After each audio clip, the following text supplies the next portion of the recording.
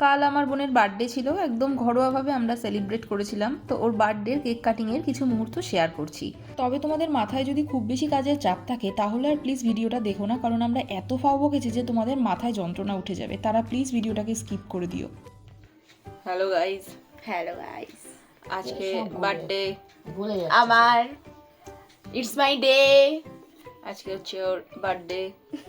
আজকে ওর বয়স হলো 19 বছর বয়স, বলে দিলাম। দুপুরে কি খেয়েছি সেটা বল। আজকে আমার লাঞ্চে ছিল ভাত, ডাল, 5 রকম ভাজা, তারপরে ছিল পাবদা কালিয়া, তারপরে ছিল মটন কষা, তারপরে পায়েস, তারপরে হচ্ছে সন্দেশ। তুমি ঠিক বলতে পারোনি। মাংস খেলে আজকাল এইভাবে বলতে নেই, বলতে হয় মাংস ভাত। রাত্রের মেনুটা বলে দাও। রাত্রে ফ্রাইড রাইস আর মাংস। কি ফ্লেভারের কেক খাচ্ছি সেটা? Butter Scotch. ভালো? বাহ, হেভি হেভি হেভি, টেস্টটা দারুণ। খা, যার থেকে নিয়েছিস তাকে ফিডব্যাক দিয়ে দিস।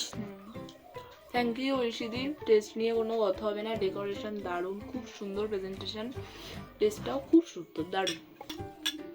দাঁড়া, সত্যিকারেরই কেকটা ভালোই খেতে। আমি এমনিও কেক ভালো খাই, যা দেবে তাই ভালো খাই। জন্মদিনে তোমার অনেক অনেক শুভেচ্ছা জানাই।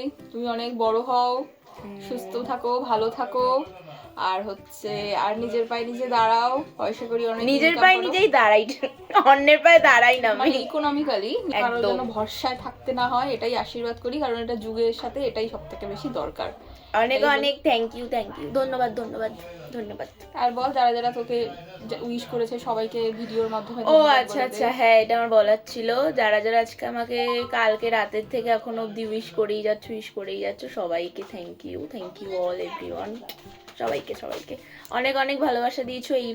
এইভাবেই থাকো, এইভাবেই আমি থাকবো। সবার অনেক অনেক উইশের জন্য থ্যাংক ইউ সো মাচ। আবার দেখা হচ্ছে পরে। Tata, good night. Good night.